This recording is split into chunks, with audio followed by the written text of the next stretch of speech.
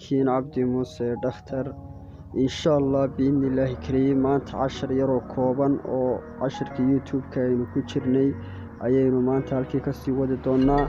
maanta insha allah biidnillaahi kariim waxaynu qaadan doonaa sida introolka loo sameeyo youtube-ka videogaad soo gelinayso hordhaca sida loogu sameeyo ayaynu baran doonaa insha allah biidnillaahi kariim. casharkeenu waa cashar yaroo gaaban balse waxaynu u baahannahay inaynu si fiican ugu fiirsano oo aynu isteebadaynu raacayno aynu u fiirsano saynan hadhow toole aynan su-aal ii soo weydiinin.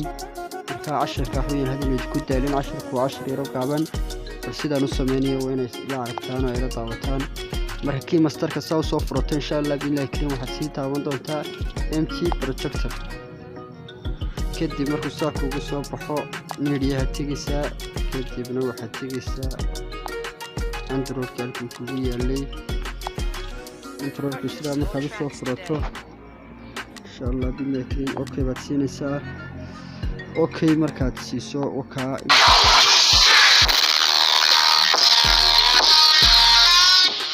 okay saasuu soo baxayaa. kadibna waxaad sameynaysaa halkuu doonaya inuu kusoo baxo ay loogadaada kusoo baxdo halkaa meelaha markay marayso ayaad laba suulkaaga fariya suulba saa ugu yara kala kaxaynaysaa si kuugu soo dhawaato barta aad doonayso inay kugu soo gasho loogadaadu ay ugu quruxda badantay.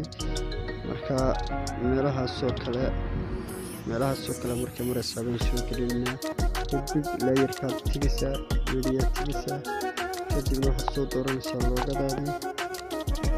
loogadaad weynagu karo oo noqotaa wakaa oodaaba ka tahay sidaasaad odhanaysaa.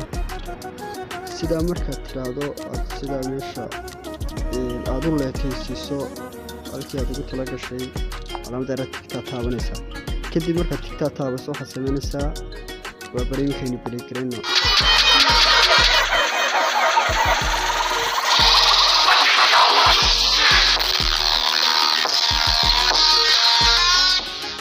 okay si qurux badan baa soo gashay. kadib halkaa u dambaysaa tegaysaa oo markay sii baxayso waxaad leedahay animation baad taabanaysaa.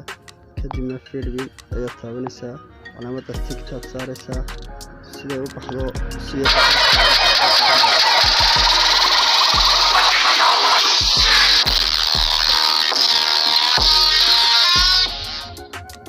okay hadhow toole markaad doonayso inaad seef garayso calaamada yar baad taabanaysaa.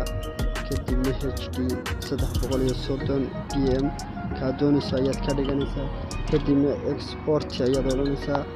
sidaas ayay kugu soo gelaysaa. marka cashirkeenu waa cashar yaro iska kooban insha allah biidnillaahi kariim waxaan jeclahay inaan ka wada faa'iideysto.